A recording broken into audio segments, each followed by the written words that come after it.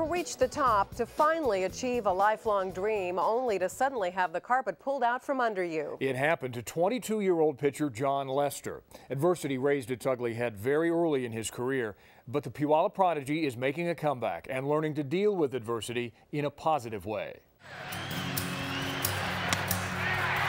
Strike three call, fourth strikeout for Jon Lester. To pitch in the major leagues in front of thousands of fans. Swing and a miss. He strikes out to Shera. It is the dream of every kid who ever picks up a baseball.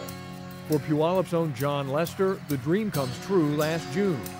But it is a dream that will be short-circuited by an unexpected, life-threatening discovery. At a very early age, Lester is introduced to baseball. It's safe to say it's in his blood. How old were you when you first picked up a baseball? Do you remember? T-ball, so maybe 6. My mom coached me until probably my first year of hardball. What kind of coach was your mom? She was good. Actually, she was. She was hard on me at the right times, and the supportive mom as well. The support pays off rather quickly. As he matures as an athlete and enters high school, Lester excels in basketball, soccer, and football. But his future will be in baseball. By his junior year, the word is out. The left-handed power pitcher, Jon Lester, is something special. He is named Tacoma News-Tribune Area Player of the Year in 2001. It was a zoo that year, my senior year. I mean, there was, every game I pitched, there was 30, 40, 50 scouts. By his senior year at Bellarmine Prep in Tacoma, the scouts tail him like the paparazzi chasing a Hollywood starlet. They're hard to miss. I mean, if you've ever seen somebody that is getting scouted by these guys, they're hard to miss. They've all got radar guns, they've all got their team hats on, and you know they're there. They like what they see. Lester receives a full scholarship to Arizona State University. But in the spring of 2002, at the age of 18, he's drafted by the Boston Red Sox, the 57th overall pick in the Major League Baseball draft. The Red Sox give him the highest signing bonus of any second-rounder that year, $1 million. For the next 4 years, Lester moves quickly up the ranks of Boston's minor league system and becomes one of its top-rated prospects. Then on June 10, 2006, Jon Lester gets the call he's been waiting his entire life for. The Boston Red Sox want him in their starting rotation. And the Major League debut for Jon Lester, who has been waiting for this all day long and getting ready in the bullpen. You walked out of the dugout into Fenway and looked around for the first time and you said, okay, this is it. Now I'm here. This is where I'm going to play my Major League Baseball, at least to start out my career. Now what do you think? Holy crap. The thing that sucked about that day was we had a 5.5-hour rain delay. Lester coming into the year as he deals a swing and a miss. Lester strikes out first batter he faces in the majors. Lester has a no decision in his debut, but in his second outing against the Atlanta Braves, Lester allows 1 earned run in 6 innings for his first major league win. His success continues throughout the summer. Swing and a miss. Back-to-back strikeout for Lester. Swing and a miss for Matthew LeCroy. Lester picks up his 10th K, and Wright strikes out. Huge strikeout for Jon Lester. It pumps the fist. By the end of August, Lester has a record of 7 wins, only 2 losses, and 60 strikeouts in 81 innings. An impressive start for any 22-year-old rookie. But on his way to a game at Fenway on August 18th, something happens that forever changes his life. Drove to the field at rush hour traffic, and I got rear-ended. So we got that taken care of, and I showed up at the park on time and was ready to go. Pitched against the Yankees, didn't do all that great. Woke up the next morning and I could barely get out of bed. My back was killing me. It was just absolutely killing me. Week goes by, we go to Anaheim.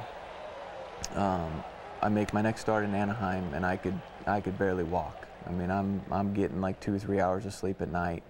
It's just, my back's unbelievable. 2 days later, on his next road trip with the Red Sox, Lester is back in the Northwest to face the Seattle Mariners. He stays at his parents' house and tells his father he wants to visit his uncle, a doctor at St. Clair Hospital in Lakewood. And I said, hey, Dad, my back's killing me. Can you take me in there? Let's get it looked at and, maybe give me some drugs to help this. Had the trainers had you told them and they looked at it? And yeah, there didn't seem to be anything wrong. No, hey, there's nothing, you know, we just think it's a knot in there from the accident, and it's just not coming out. And so they could feel something. Oh yeah, there's something in there. You know, but it just never really loosened up well enough for me to function or sleep at night. And so, you know, I was like, this is enough. Enough's enough. We need to get this looked at. We go in there, and you know, 5 or 6 hours later, the ER doctor comes in and says, hey, we found something on the MRI, and you got a bulging disc, and we found something else. It doesn't look good, and you need to get it checked out. Lester notifies the Red Sox and is flown back to Boston for testing at Massachusetts General Hospital. Nothing was coming up on my blood work, so they started doing the biopsies and all that stuff and all the fancy stuff, and found out that I had lymphoma. So I'm sitting in the hospital going, what? You know, what's going on? No, I don't have cancer. What are you talking about? And you're how old at that point? I'm 22. So a 22-year-old guy in the peak of health, a professional athlete, and somebody looks at you and says, hey, you've got cancer. You know, it was a weird feeling. You know, obviously when you hear cancer, you don't think good things. So I'm thinking, you know, well, how long do I have? All this stuff. A million thoughts are going through my head. For a moment, his life flashes before him.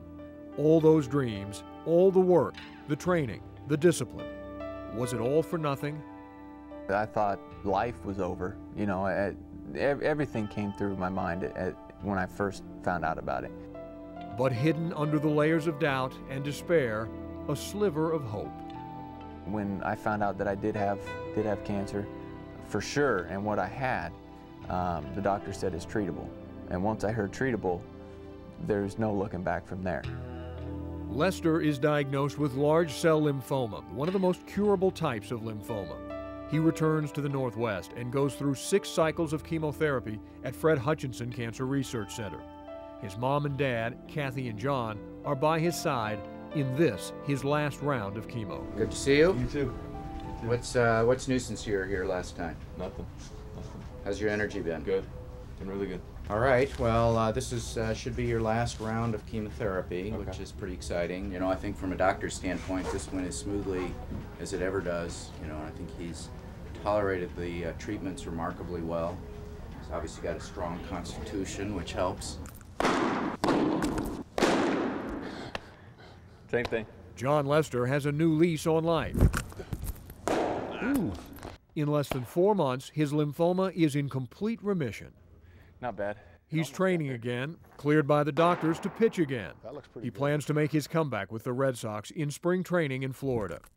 In this, his first attempt at pitching from the mound since chemotherapy, Lester is trying to shake off the cobwebs of the recent past.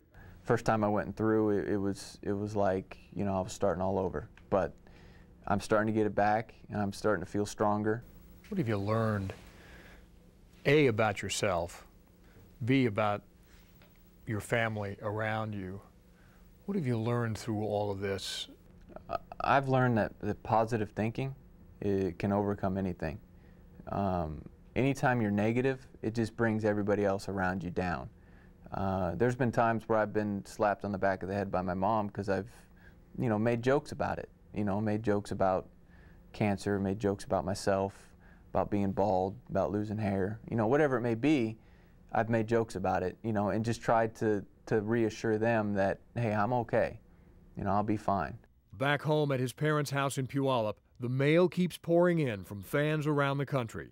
Even the rival New York Yankees send a get well card. If I get letters, you know, every week from people, it's almost overwhelming. It's been amazing. So you've become kind of a hero back there, and not on the baseball diamond. Yeah, yeah. That must feel pretty good. It does, and it's nice because I've gotten letters from little kids that have gone through the same thing as me, and they're telling, I mean, 5, 6, 7, 8-year-old kids that have had lymphoma that are telling me it'll be okay. You know, that gives you chills, that gives you goosebumps, and it's just great. Maybe more goosebumps than hearing your name and starting pitcher Jon Lester. Oh yeah, definitely. Because it's life. I mean, there's nothing more important than life. Doctors usually wait 5 years before declaring a patient completely cancer-free, but Jon Lester's doctors say at this point they feel very good about his chances of being permanently cured of lymphoma. Next on Cairo 7 Eyewitness News Profiles, Ruby Chow is considered by many to be the quintessential public servant. You'll never guess who she let stay at her home for 4.5 years.